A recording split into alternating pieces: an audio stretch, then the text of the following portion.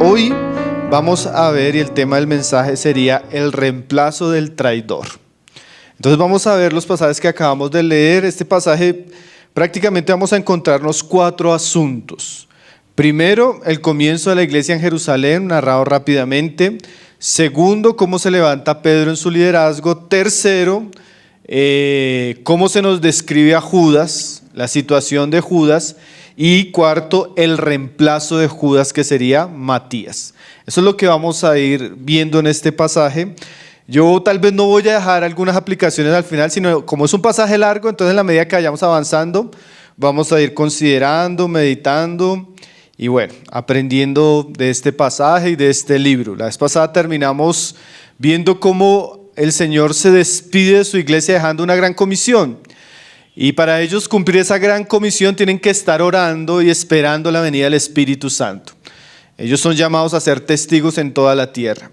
Entonces, antes de que venga el Espíritu Santo, vamos a ver qué sucedió. Esto es como un paréntesis entre el ascenso del Señor y el día de Pentecostés. Un paréntesis que parece un paréntesis, pero que tiene mucha importancia, como lo vamos a ver en el día de hoy. Entonces comenzamos leyendo en el 12, que decía que los discípulos después de la ascensión del Señor Jesús volvieron a Jerusalén desde el monte que se llamaba del Olivar, el cual está cerca de Jerusalén, camino de un día de reposo.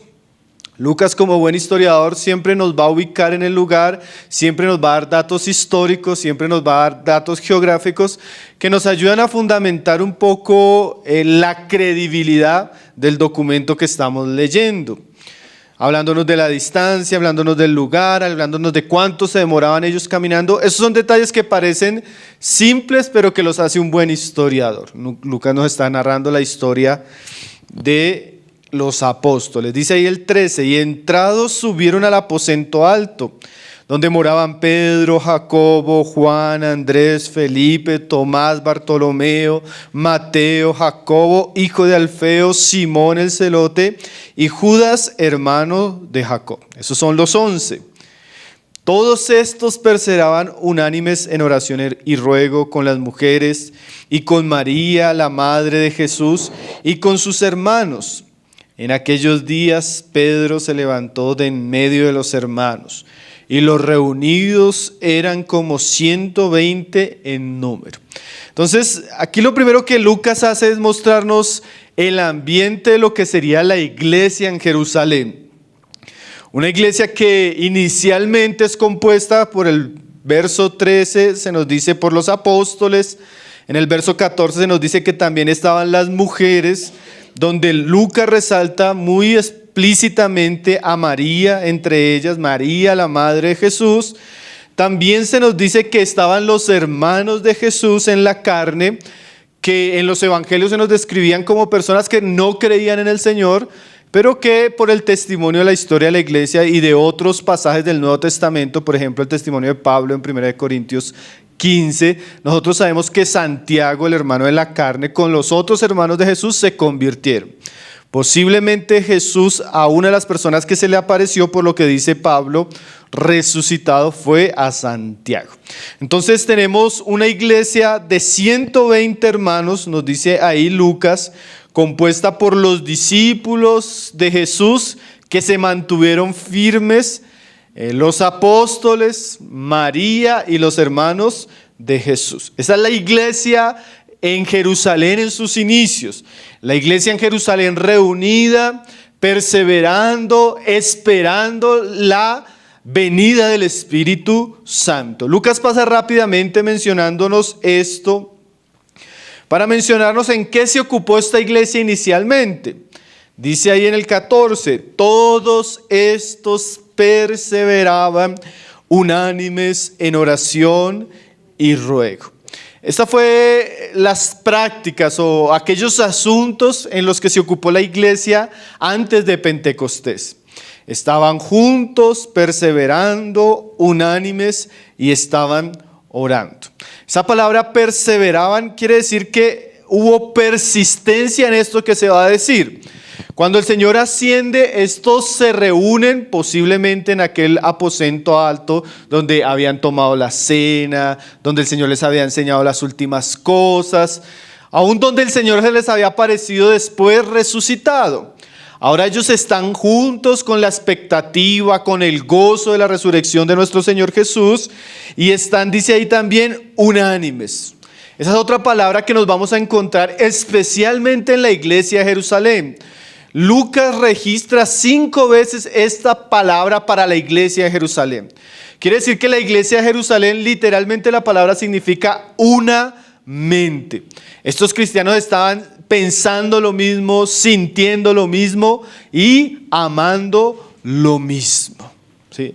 Y eso es muy importante, hermanos, porque nosotros nos vamos a dar cuenta, como decíamos la vez pasada, que estos ingredientes son los que hacen una iglesia útil, una iglesia fructífera, una iglesia que puede dar mucho fruto para el Señor. Cristianos donde están juntos, cristianos que se esfuerzan por estar juntos, cristianos que están en un mismo deseo, un mismo sentir, cristianos que se aman, cristianos que están con la expectativa de que las promesas de Dios se cumplan. Y dice ahí, unánimes en oración y ruego. Nosotros nos vamos a dar cuenta también a través de todo el libro de Hechos que la oración ocupa un papel muy significativo en la historia del desarrollo de la iglesia. La iglesia siempre se mantuvo orando, orando ante las dificultades, orando ante los desafíos, orando ante la persecución, orando ante los tiempos de elección de liderazgo, orando ante la oposición. Bueno, siempre la iglesia se gestó en un ambiente de oración. Cuando Jesús les dijo, esperen la venida del Espíritu Santo, no fue algo pasivo, sino que ellos esperaron, pero esperaron orando, esperaron clamando, esperaron juntos delante de Dios. Una iglesia que ora es una iglesia que va a recibir las bendiciones de Dios. Una iglesia que ora es una iglesia que va a ser llena del Espíritu Santo. Una iglesia que ora es una iglesia que va a dar mucho fruto. Decía Warren Wiersbe, la oración es a la vez el termómetro y el termostato de la iglesia local. Porque la temperatura espiritual o sube o baja dependiendo de las oraciones del pueblo de Dios. Entonces una iglesia que no ora, que no persevera en esto, es una iglesia fría. Es una iglesia que difícilmente va a encontrar una visitación poderosa del Espíritu Santo. Es una iglesia que difícilmente va a ser usada para la predicación del Evangelio. Es una iglesia que difícilmente va a crecer, va a avanzar, va a madurar. Entonces, primero Lucas nos hace una mención general del estado de la iglesia en Jerusalén. En ese ambiente de unidad, de unanimidad, de oración, de clamor, de expectativa, de esperanza por lo que Jesús ha dicho que va a hacer, viene este pasaje. De allí en adelante, desde el verso 15 hasta el 26, nos vamos a encontrar con el reemplazo de Judas. Entonces vamos a mirarlo como tal, ese va a ser el foco del tema de hoy. Como lo que vimos inicialmente en la iglesia de Jerusalén, lo vamos a ver constantemente, vamos a encontrarnos muchas veces eso para considerarlo. Ahora dice en el verso 15, en aquellos días, o sea, en aquellos días de clamor, de oración, en aquellos días iniciales, mientras ellos esperaban en Pentecostés la venida del Espíritu Santo, ¿qué sucedió? En aquellos días Pedro se levantó en medio de los hermanos y los reunidos eran como 120 en número y dijo: varones hermanos, era necesario que se cumpliese la escritura en que el Espíritu Santo habló antes por boca de David acerca de Judas, que fue guía de los que prendieron a Jesús. Ahora en un ambiente de oración, en un ambiente de clamor, en un ambiente que podríamos decir espiritual, de fervor en la iglesia de Jerusalén, Pedro se levanta. Y Pedro se levanta a hacer una reflexión no muy agradable, una reflexión que podríamos decir es triste. Pedro va a tratar el asunto de Judas, la necesaria sustitución de Judas. Judas había sido uno de los discípulos del Señor, llamado a ser apóstoles, y la iglesia se había enfrentado con la trágica traición y el suicidio de Judas. Y Pedro, como un líder reconocido entre los apóstoles, porque Pedro siempre tiene el liderazgo ahí entre ellos. Me gusta la frase que dice un comentarista acerca de Pedro. Pedro era primero entre iguales. ¿Qué quiere decir eso? Pedro era igual a los otros apóstoles, pero Pedro sí tenía un liderazgo que el mismo Señor le había entregado y que se manifestó a través de los evangelios. Ahora Pedro, en esa responsabilidad y liderazgo espiritual que tenía entre los hermanos, él se levanta para tratar este asunto, un asunto difícil, un asunto complejo.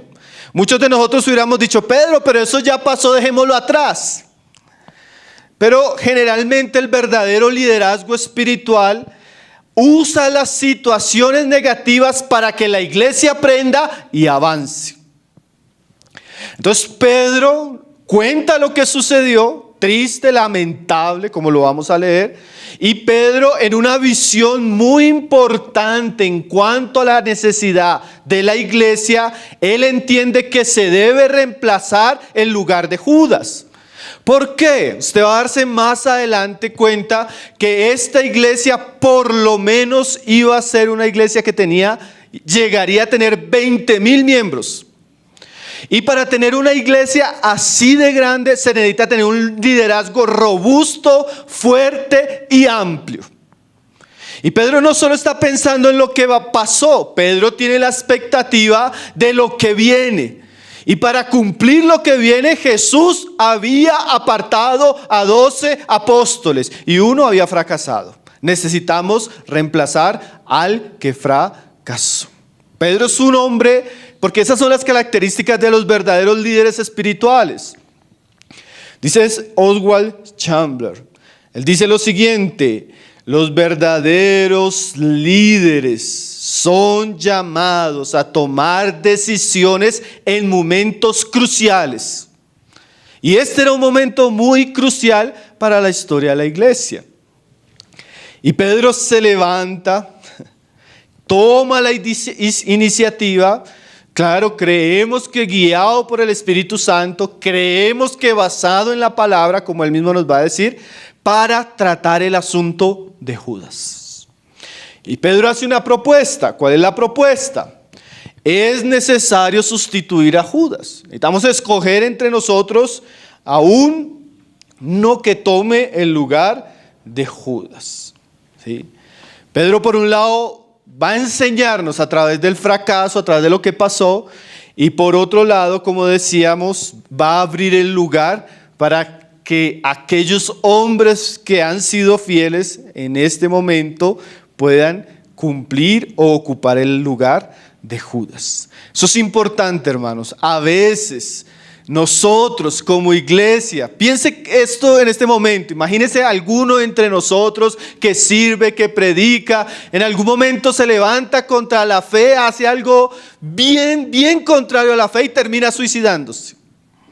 Sería una situación muy lamentable, ¿cierto, hermanos? Sería una situación muy fuerte para la iglesia. Cualquiera diría, no, pero si somos cristianos no pasaría esas cosas. Bueno, hermanos, a uno de los discípulos más cercanos de Jesús le pasó, a uno llamado apóstol. Entonces, ese tipo de realidades suceden. Lo importante que Pedro nos va a enseñar es cómo asumir esas circunstancias y cómo seguir avanzando. Una iglesia aprende de sus fracasos, una iglesia aprende de sus pecados, una iglesia aprende de sus crisis y sigue adelante para que la obra de Dios siga prosperando. Pedro tiene visión de eso, hermanos. Entonces vamos a ver lo que Pedro dice acerca del reemplazo de Judas. Varones hermanos, dice en el 16, era necesario que se cumpliera la escritura en que el Espíritu Santo habló antes por boca de David acerca de Judas, que fue guía de los que prendieron a Jesús.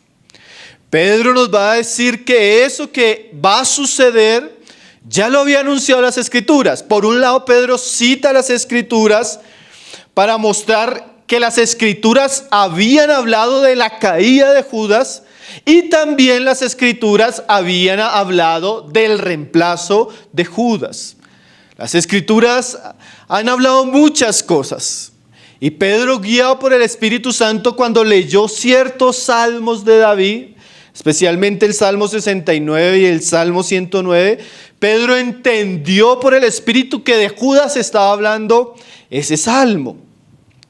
Ahora, la traición de Judas, aunque es una traición terrible, horrorosa, lamentable, no era algo sorprendente para Dios. Podríamos decir algo todavía mayor. Era algo anunciado por Dios. Y claro que eso es importante porque eso va a traer también consuelo a la iglesia. A veces los hermanos se escandalizan cuando suceden ciertas cosas. Pero muchas veces la Biblia anunciaba que esas cosas iban a suceder. Ay, hermano, es que uno va a esas iglesias. Pues Jesús dijo que iba a haber cizaña entre el trigo. ¿Sí? Entonces, muchas cosas que han de suceder, lamentables, la Biblia ya las había enseñado. Así como la traición de Judas. La traición de Judas es una de esas piezas que la Biblia había anunciado que harían parte de la obra de Cristo. ¿Sí? Ahora, aunque era necesario y estaba escrito, no libra esto a Judas de su responsabilidad. Porque por ahí hay un evangelio que se ha encontrado en nuestros días, un evangelio gnóstico, escrito casi después del siglo III, donde hay una secta gnóstica que apela a Judas como un líder espiritual. Y apela a Judas como un traicionero que debe ser venerado. Porque su traición es algo que vale la pena admirar. Los gnósticos tenían unas cosas raras. Ahora, ¿cómo así que era necesario, pero Judas es culpable? Calvino decía lo siguiente: Judas no puede ser justificado por el hecho que sus acciones ya hayan sido profetizadas, ya que él no cayó por culpa del impulso de la profecía, sino cayó por culpa de la iniquidad de su propio corazón. Una frase muy clara, ¿no? El hecho de que la Biblia dijera que Judas iba a hacer eso, no quiere decir que el Espíritu Santo impulsó a Judas a hacer eso. Fue la maldad de su propio corazón quien lo llevó a tomar semejantes decisiones. Lo que pasa es que Dios en su soberanía ya sabía que él iba a hacer eso. Y lo usó como parte de su propósito. Podríamos decir, Dios usó la malvada intención de Judas para llevar a cabo su propio propósito. Sin embargo, la soberanía de Dios nunca anula la responsabilidad del hombre. Tanto que Jesús dice, mejor hubiera sido para Judas no haber nacido, que haber tomado la decisión que tomó. Ahora, Pedro nos va a dar un perfil del traidor. Dice ahí que habló por boca de David acerca de Judas. No se me duerman, mi hermano, que esto es importante y hasta ahora estamos comenzando. Que fue guía de los que prendieron a Jesús. Judas, que había sido llamado a predicar el glorioso nombre de Jesús, a ser amigo de Jesús, a ser discípulo de Jesús, Judas se vuelve el guía de los que prendieron a Jesús. Alguien decía, hablando acerca de este pasaje, de los privilegios a la traición. Hermanos, pongámonos a pensar que Judas fue muy privilegiado, hermanos. Cuando estuvimos estudiando el Evangelio de Lucas, vimos algo cuando vimos los 12 apóstoles. Judas tuvo muchísimos privilegios. El primero fue que el Señor lo llamó a estar cerca de él. ¿Sí? Los apóstoles, antes de ser apóstoles, fueron llamados a estar cerca de Jesús, a escuchar a Jesús, a ver a Jesús, a aprender de Jesús, a comer con Jesús, a vivir con Jesús.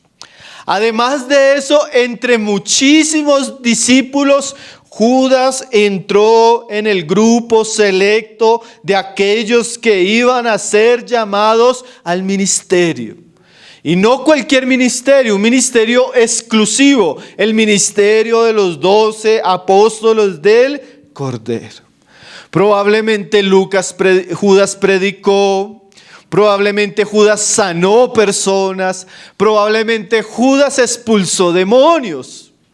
Porque Judas fue enviado en esa comitiva que el Señor envió y después les preguntó, ¿los demonios se les sujetan? Se nos sujetan. ¿Sanaron enfermos? Sanamos enfermos.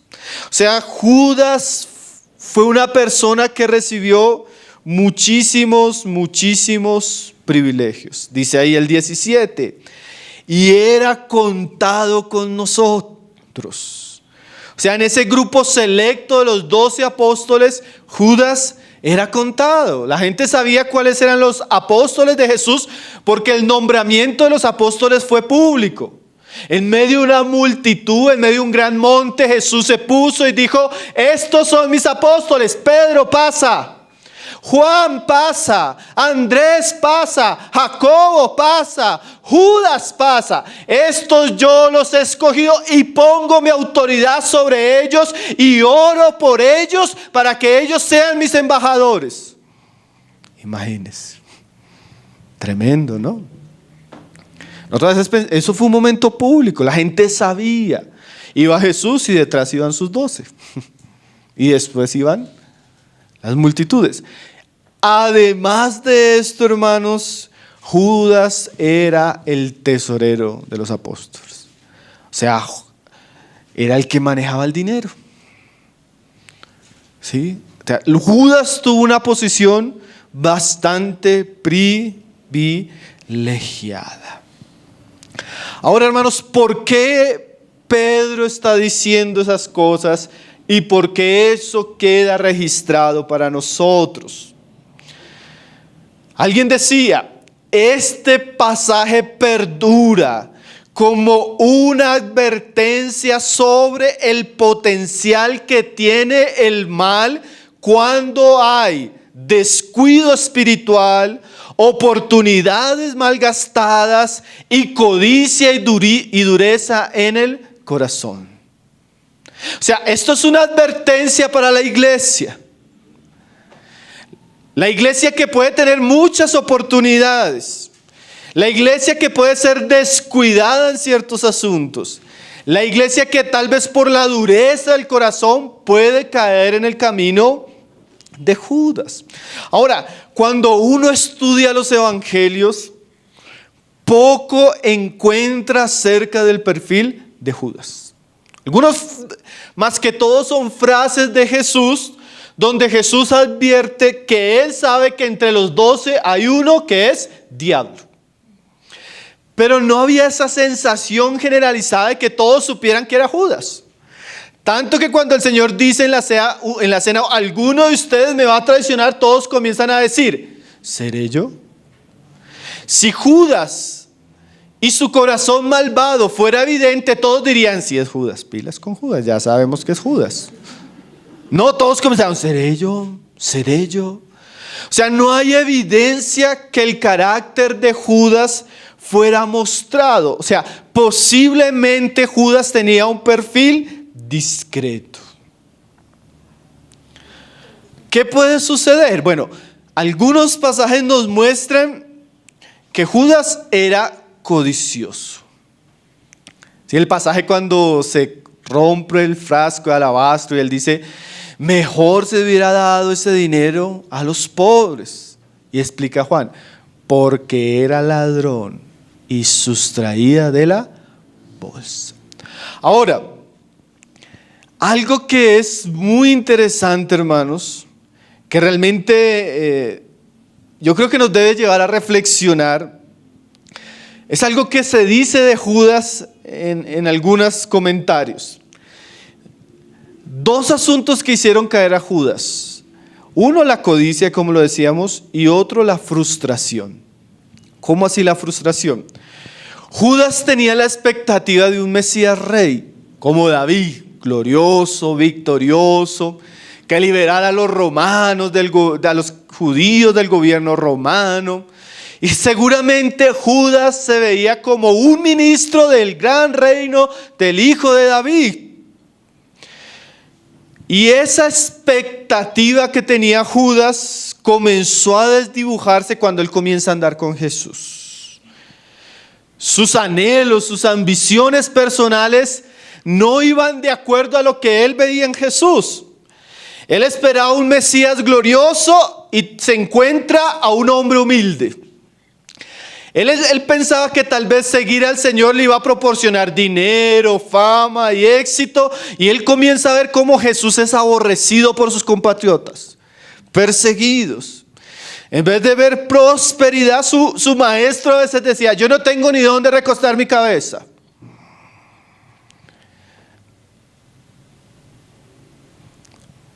Entonces eso comienza a generar una especie de frustración y desilusión en Judas. Judas era un discípulo silencioso pero descontento, amargado, frustrado, desilusionado con el Jesús que está siguiendo.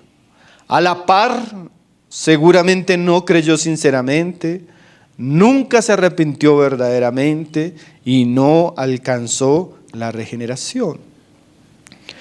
Ahora, ¿por qué el Evangelio no dice mucho acerca de Judas? Alguien decía de Judas lo siguiente: cada día que pasaba su corazón se ponía más duro. La mayor parte del tiempo escondió su decepción bajo el manto de la hipocresía. O sea, Judas no era muy evidente porque él fue adoptando en la medida que iba caminando una actitud muy hipócrita. Una actitud donde él escondía su amargura, su desilusión, su frustración. Como alguien decía, Satanás pesca en las aguas revueltas del descontento y la desilusión. Y eso me hace reflexionar mucho, hermanos, porque usted no ha escuchado a ese cristiano que dice, no, yo pensé que seguir al Señor era diferente. Yo pensé que seguir al Señor no iban a haber problemas. Yo pensé que los hermanos se amaban y no iban a haber divisiones. Yo pensé que el Señor me iba a bendecir, me iba a prosperar y me iba a hacer famoso.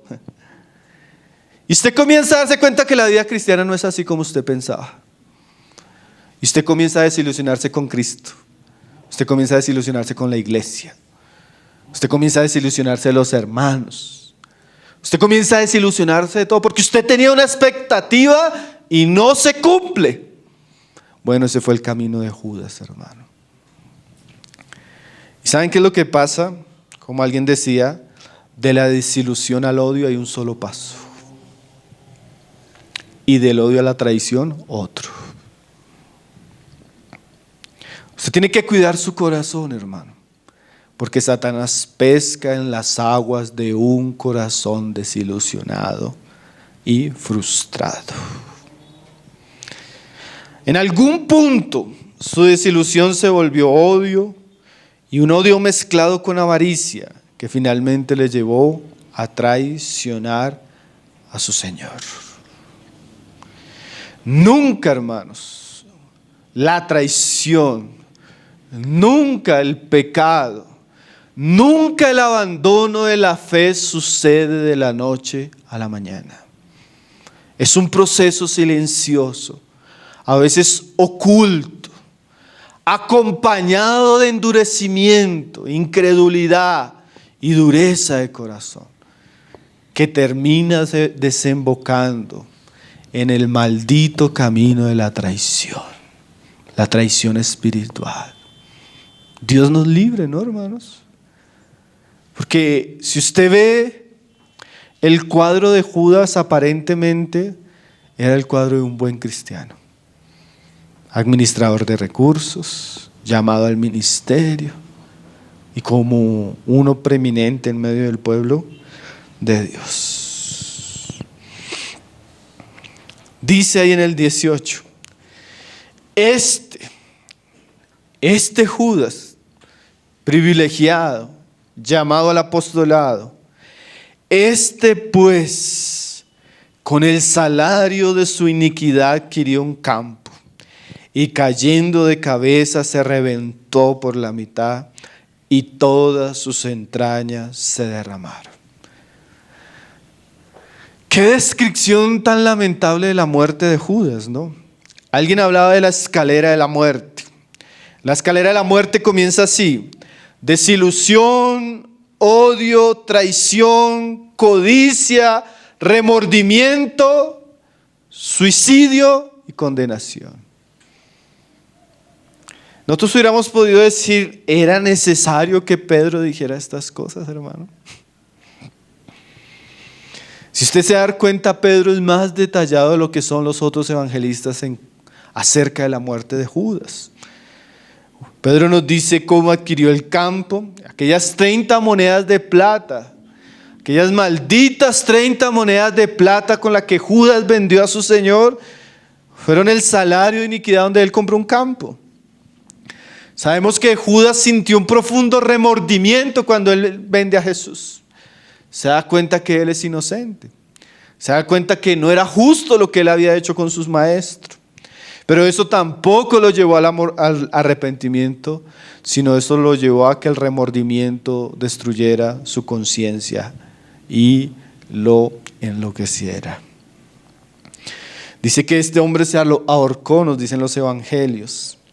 Pero aquí Lucas añade, sin contradecir lo que dicen los evangelios, que el lugar donde él se ahorcó, del árbol que él se ahorcó, él cayó. Dice que se reventó por la mitad y todas sus entrañas se derramaron. Un suicidio es algo terrible, ¿no, hermanos? Todos los que hemos experimentado eso de cerca, con un amigo, con un familiar, con un vecino, eso es algo terrible, hermanos. Eso es una cosa que conmociona a toda una comunidad, todo un barrio, todo. Es una cosa terrible, hermanos. Dios nos libre. Pero el suicidio de Judas no solo fue terrible, no fue solo que se ahorcó, sino dice el pasaje que él se cayó de ahí en su caída, se reventó por la mitad y todas sus... Uy, imagínese la escena, hermano. Parece un periódico amarillista ese pasaje.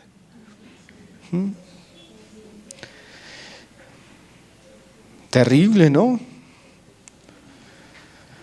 Dice más adelante Pedro en el 25 al final, dice, ese era el propio lugar de Judas. Después de su traición, después de menospreciar todas las bendiciones, Judas escogió ese lugar. Ahora mire lo que dice el verso siguiente, en el verso 19, porque eso es lo obvio cuando sucede una cosa así de terrible. Dice, y fue notorio a todos los habitantes de Jerusalén. O sea, esto fue algo que Dios permitió que todos se dieran cuenta. Fue algo terrible, hermanos. De esas noticias terribles, impactantes. Ahora, claro que no solo fue notorio para la gente de Jerusalén, fue notorio para la iglesia.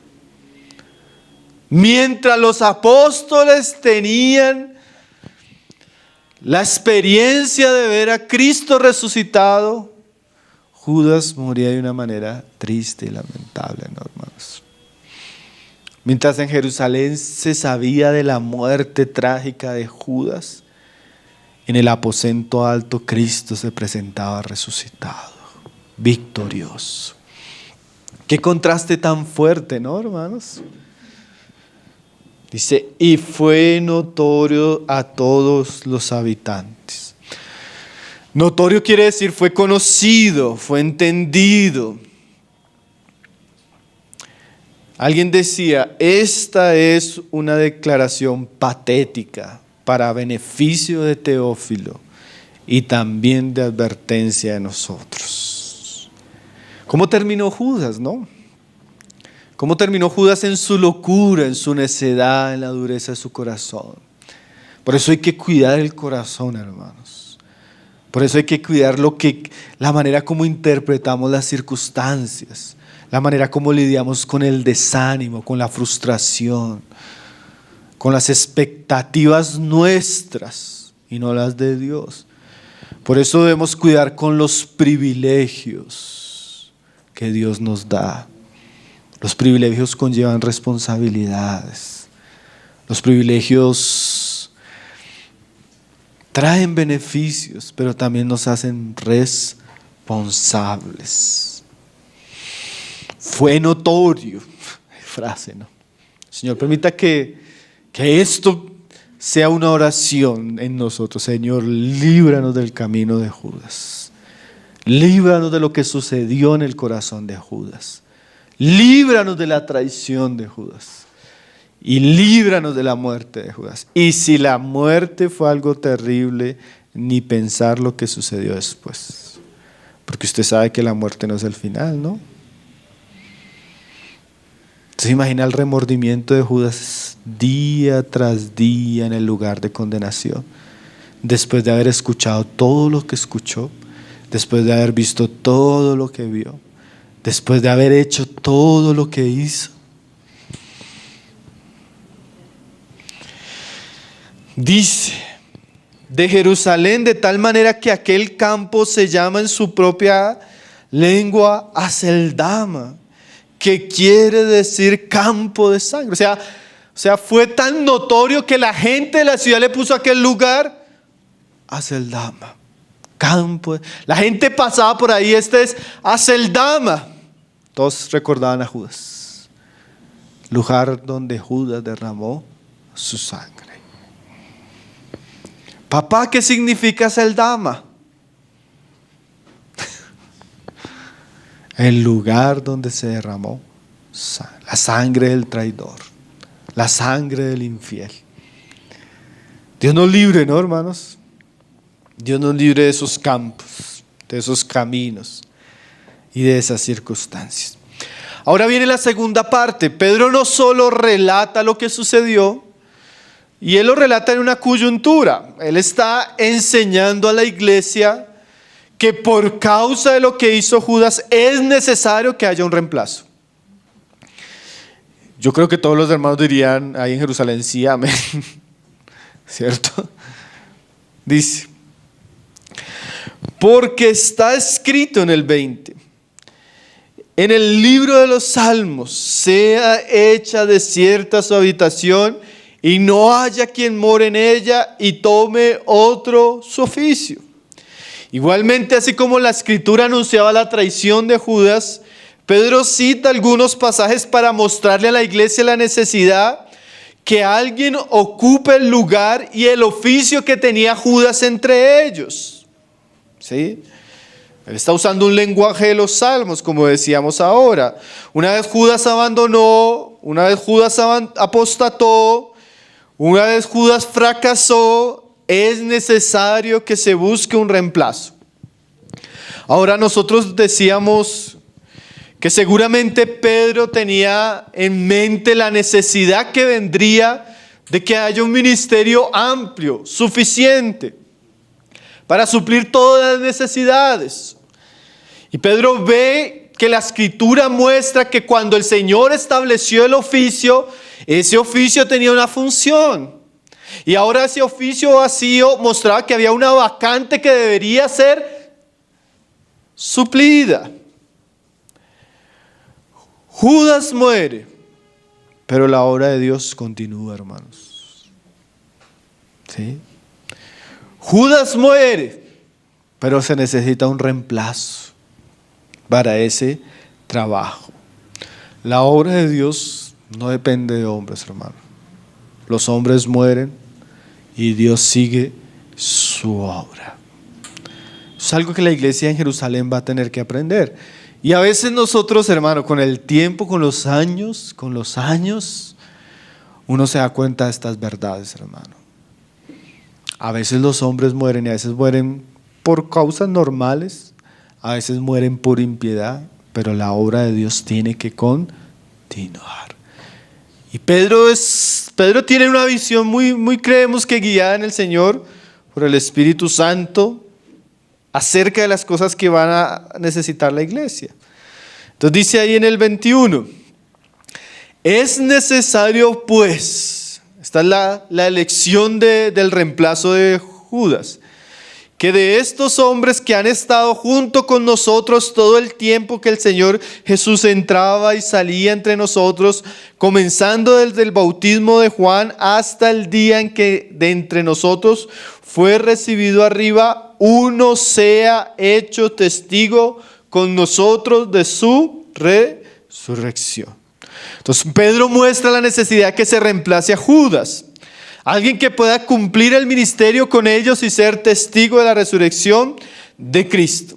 Aquí vamos a encontrar tres cosas muy interesantes, ya viendo el aspecto positivo de este pasaje. El negativo es Lucas, es Judas, ¿no? El positivo es que se va a reemplazar a Judas. Lo primero, Pedro, que dice aquí es que el que va a ocupar el lugar de Judas tiene que cumplir unos requisitos. Segundo, que vamos a ver, la iglesia tiene que intervenir. La iglesia debe señalar quienes cumplen esos requisitos.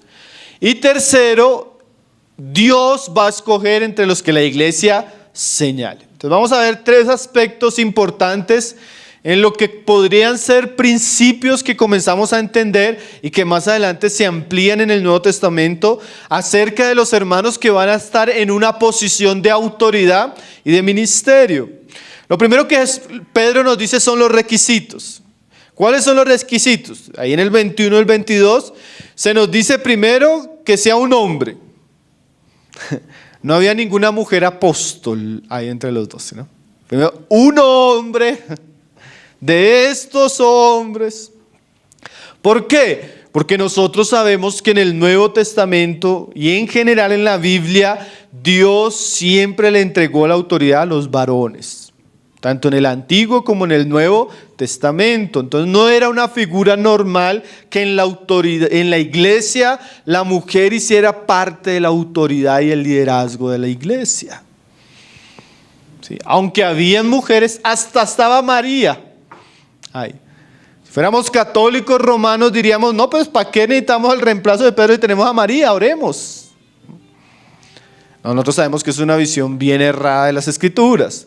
Primero, tenía que ser un hombre. Segundo, tenía que haber estado con ellos todo el tiempo.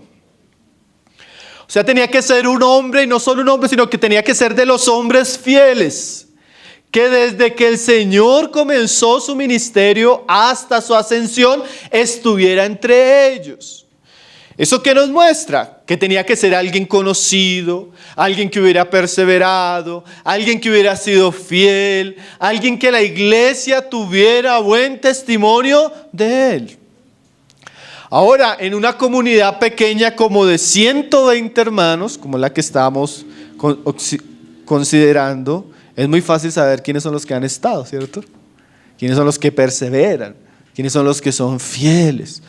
¿Quién los que se han mantenido? Tercero, entre los requisitos, dice Pedro, muestra el tiempo, comenzando desde el bautismo de Juan hasta el día en que entre nosotros fue recibido arriba. Entonces tenía que ser una persona que hubiera estado desde el ministerio de Juan el Bautista, siendo testigo de las enseñanzas, los milagros, y claro, la posterior muerte y resurrección de nuestro Señor Jesucristo. Entonces tenía que ser un hombre que conociera a Cristo, tanto en su enseñanza, en sus obras, en su muerte y en su resurrección. Porque en últimas ese sería el mensaje de los apóstoles. Ellos serían testigos de este mensaje. Ahora, en definitiva vamos a ver varias cosas, hermano. Por un lado, nosotros sabemos que Dios es el que llama, ¿cierto? Dios es el que escoge. Pero generalmente aquellos que Dios llama y aquellos que Dios escoge cumplen requisitos. La primera manera en saber que Dios no ha llamado a una persona es que no cumpla requisitos. ¿Cómo cuáles? Si no ha estado, si no ha sido testigo, si no ha sido fiel, no puede estar en el ministerio de Judas. Ahora, estos requisitos eran obvios, ya tenían la experiencia de un traidor, ¿cierto? Cuando usted se da, a veces uno comienza en una experiencia y uno es muy ingenuo, hermanos. Uno dice, no, con el tiempo en los fracasos uno dice, no, tampoco se puede hacer así. Sí. Que cumpla por lo menos esto y esto y esto para el ministerio. Entonces ellos ya habían aprendido la experiencia de Judas. La experiencia que es muy fácil ser infiltrados. La experiencia que es muy fácil que personas astutamente estén entre nosotros y no sean de nosotros. Entonces ya Pedro pone unos criterios bien altos, ¿no? Esos criterios sirven para que la iglesia pueda discernir. Porque lo siguiente dice en el verso 23, y señalaron a dos. O sea, los criterios fueron tan altos que la iglesia al considerar solo dijeron dos candidatos. José, llamado Barsabás, que tenía por sobrenombre Justo. Ya el sobrenombre nos habla bastante, ¿no? En aquellos días los sobrenombres eran de acuerdo a la realidad de la persona. O sea, quiere decir que este José era un hombre ¿qué?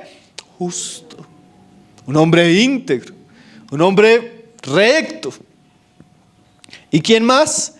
Y Matías. Entonces Pedro pone los requisitos, que es lo primero, y lo segundo involucra a la iglesia. Dios elige, claro. Dios llama, claro. Y como vamos a ver ahorita, Dios es el que escoge. Pero la iglesia, en ese camino que había tenido con Cristo durante 3 años, podía señalar a aquellos que cumplían los requisitos que Pedro está diciendo. Como si Pedro, y más adelante lo volvemos a ver en la lección de los diáconos, Pedro llama a la iglesia a un ejercicio de su responsabilidad y a un ejercicio de discernimiento. Recuerdo una vez estaba con unos hermanos y los hermanos estaban buscando, quién administraba las ofrendas de la iglesia, los diáconos. Entonces dijimos, hermano, ¿ustedes quiénes creen que pueden decir? Dijo, no, fulano, ¿y por qué? Es que es mi tío. No, hermano, hay que tener criterios, hay que tener discernimiento. Hay cosas que no son para todo el mundo. La gracia, la salvación, la fe es para todos, no hay acepción de personas. La autoridad, el ministerio y la responsabilidad no es para todos. Deben haber requisitos y la iglesia debe aprender a discernir, porque esos requisitos, por un lado, nos muestran el estándar de Dios y nos muestran la sabiduría de Dios. Hay una sabiduría tremenda en aquellas cosas que Pedro dice acá y que más adelante se amplían. Entonces señalaron a 2. Con esos requisitos, Pedro, solo 2. De esos 120 eran 2 que cumplían eso. Comenzaron a pensar, ¿quién estuvo desde Juan cuando Juan dijo este es el Cordero de Dios y cuando Jesús fue bautizado? ¿Y quién estuvo con nosotros siempre? Entonces comenzaron a pensar, mire, a pesar de que José y Matías no fueron nombrados apóstoles, ellos siempre estuvieron ahí, fieles, constantes. En la muerte ellos estaban ahí. Cuando todo el Señor Jesús dice, ellos estaban ahí. Sí. Esos 2, la iglesia señaló a estos 2. Es muy importante el testimonio de la iglesia, hermanos. La iglesia, claro que con el tiempo de discernir, estos son los hermanos fieles, estos son los que han estado siempre, estos son los que conocen a Jesús en su muerte, en su resurrección, Estos están ahí, siempre han estado ahí. Generalmente de eso es que Dios llama al ministerio, hermanos. Y dice ahí el verso 24. Después de que la iglesia señala a estos dos, dice, y orando, esto fue algo en conjunto, fue la iglesia como tal, dijeron, tú, Señor, que conoces los corazones de todos, muestra cuál de estos dos has escogido. Ahora la elección era algo particular porque salieron dos candidatos. Entonces los apóstoles ni la iglesia quería tener la responsabilidad de decir cuál era y cuál no era. Porque en últimas la elección de los 12 debería ser del mismo Señor, ¿cierto? Entonces ellos oran para pedir la dirección y la guía del Señor en este asunto tan crucial. Ya tenían la experiencia de Judas. Muestra, Señor. Dice ahí, tú que conoces los corazones de todos. Pedro comienza con requisitos. Ahora los apóstoles se dirigen a Dios orando por el corazón. Ustedes recuerdan el pasaje, este pasaje me recordaba mucho cuando Samuel fue enviado a la casa de David, ¿se acuerdan? Y el papá de David le muestra a los hijos a Samuel, y Samuel apenas ve el mayor, dice, este es. Traigan el aceite, ya lo iba a ungir. El Señor le dice, Samuel, no es, porque tú miras, ¿sí?, lo que está delante tuyo con tus ojos, pero yo miro el corazón. Y los apóstoles oran y la iglesia ora, Señor, tú que conoces el corazón. O sea, ellos van más allá de porque a veces podríamos decir que cumplan los requisitos. No es suficiente, hermanos. Porque pueden existir personas que cumplan los requisitos y no sean llamadas para este oficio. Una vez estaba en una ciudad en Brasil y los hermanos estaban contándonos cómo había sido el nombramiento de los ancianos. Bueno, varias cosas. Y un hermano me decía, y para mí eso fue como muy llamativo, él me decía, no es suficiente que sea marido de una sola mujer, que tenga a sus hijos en sujeción, que sea un hombre que no es dado al vino, que no sea un hombre contencioso, que no sea avaro. No es suficiente que no sea un nuevo creyente, no es suficiente que sea piadoso. Yo, ¿cómo así, hermano? Si eso es lo que dice la Biblia, que es suficiente. Puede tener todo eso y no ser llamado anciano, porque es un hombre piadoso.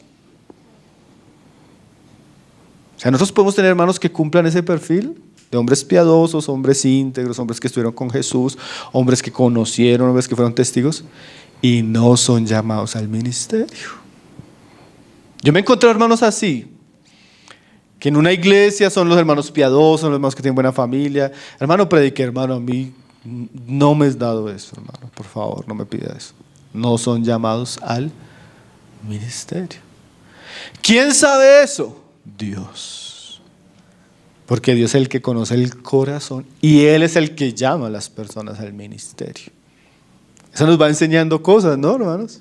Porque a veces uno, no, pero en últimas es una decisión de Dios. Por eso la iglesia está orando. Y la iglesia ora, Señor, muéstranos cuál es el que tú has llamado. Una decisión tan importante, ¿no, hermanos? Entonces dice ahí, en el 26, y les echaron suertes, y la suerte cayó sobre Matías, y fue contado con los 11 apóstoles. Hay una discusión ahí, ¿qué significa echaron suertes? La verdad, el Antiguo Testamento menciona esto algunas veces, pero no se sabe cómo en la práctica se hacía.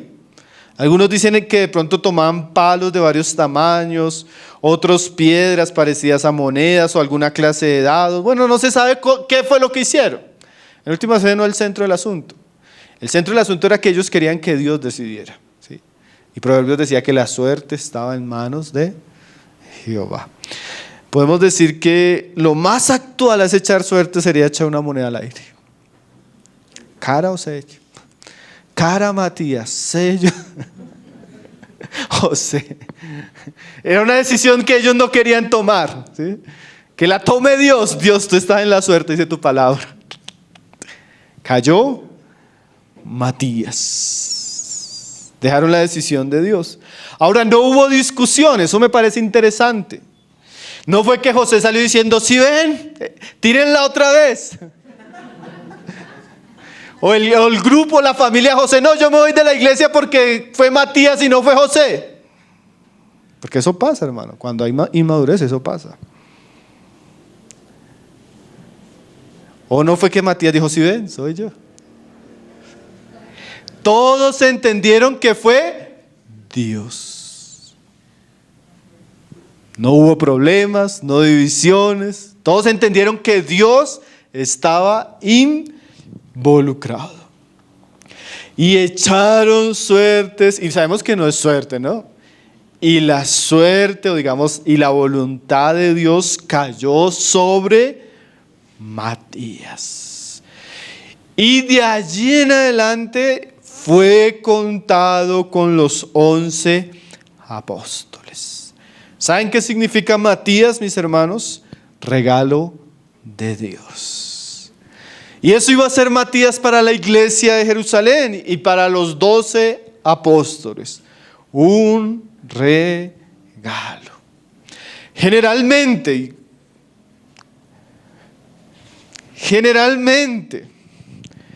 cuando Judas se levanta y traiciona a su Señor, Dios siempre tiene un Matías. Donde el diablo destruye, Dios restaura. Donde el diablo daña, Dios trae presentes o regalos. Dios consolaría a la iglesia de Jerusalén con este don. Una iglesia que sufrió el engaño, la traición, el desencanto de un falso líder, un traidor. Ahora la iglesia con este nuevo liderazgo completo está preparada para Pentecostés. ¿Qué pasaje, no, hermanos? A veces nosotros pasamos ese pasaje muy rápido. Pero definitivamente, una de las cosas que el Espíritu Santo nos va a mostrar en Jerusalén y en esta iglesia es lo importante de tener un ministerio completo y fiel. Y en ese ministerio que Jesús había preparado por 3 años, que iba a asumir el gran avivamiento que iba a suceder, faltaba uno. Pedro, en una visión muy clara de las circunstancias, movido por el Espíritu Santo y también seguramente guiado por la palabra, entiende la necesidad. Trata el asunto, hace una propuesta, la iglesia corresponde a la propuesta y ahora el grupo de los 12 está completo. Y lo que viene es Pentecostés. Muchas lecciones para nosotros, ¿no? La lección de Judas es algo, hermano, que uno la lee y le duele como el estómago. Pero también podríamos decir que donde los Judas fracasaron, Dios tiene un Matías. Un Matías que va a ser una bendición. Un Matías que va a ser un regalo. Un Matías que va a ser una provisión para la iglesia. Ahora piensa en Matías, antes de terminar. Hoy voy en 1 hora apenas. Yo creo que en el libro de Hechos nos van a tener que tener paciencia, hermanos, porque son pasajes muy largos, ¿no? Con el tiempo. Piensa en Matías, el día que nombraron a los 12 apóstoles. Y Matías en su corazón teniendo ese fuego del llamado, porque seguramente este fuego Matías lo tenía hace años. Primero, segundo, tercero, 10º, 11, 12. No estás ahí. Señor, pero a mí me ardía el corazón. Pero yo muchas veces sentí que tú me habías llamado a esto, Señor. Matías se hubiera podido ir frustrado, hermanos. Matías se hubiera podido ir escandalizado. Matías hubiera podido haber dicho, ¿por qué los otros sí y por qué a mí no? Bueno, no era el tiempo para Matías, hermano. Dios iba a usar estos 3 años para probar la fe y la perseverancia de Matías, hasta que Matías estuviera preparado. Entonces, cuando ese día sucedió que las suertes cayeron, yo creo que el Señor le dijo a Matías, ¿si eras tú? Solo tenías que esperar un poco más, Matías. Tremendo, ¿no? El Señor nos ayude, nos enseñe, nos anime. Y también tenemos muchas lecciones como iglesia, ¿no, hermanos? La importancia de un liderazgo sabio que sepa tratar las circunstancias. A veces iglesias fracasan no por las circunstancias, sino porque no hubieron hermanos sabios que supieran lidiar con las circunstancias. También lo importante de tener hermanos, necesitamos orar para que Dios levante más hermanos. Prepare columnas, porque si queremos que Dios... Una vez un estudiante me decía, hermano, pero usted no quisiera pastorear una iglesia grande. Y yo le dije en ese momento, Dios me libre. Porque una iglesia grande tiene muchísimas responsabilidades. Y si no hay un ministerio colectivo grande, sólido, va a ser muy, muy pesado, ¿no? Es cuán importante tener ese concepto que ellos tenían de estas prácticas que llegaron a ser de la iglesia de Jerusalén, muy importante, ¿no? Muy fuerte. Si la red no es fuerte, Dios no va a permitir que pesquemos muchos peces, porque la red se va a romper. Lo importante es que Dios pueda hacer esto también en nosotros.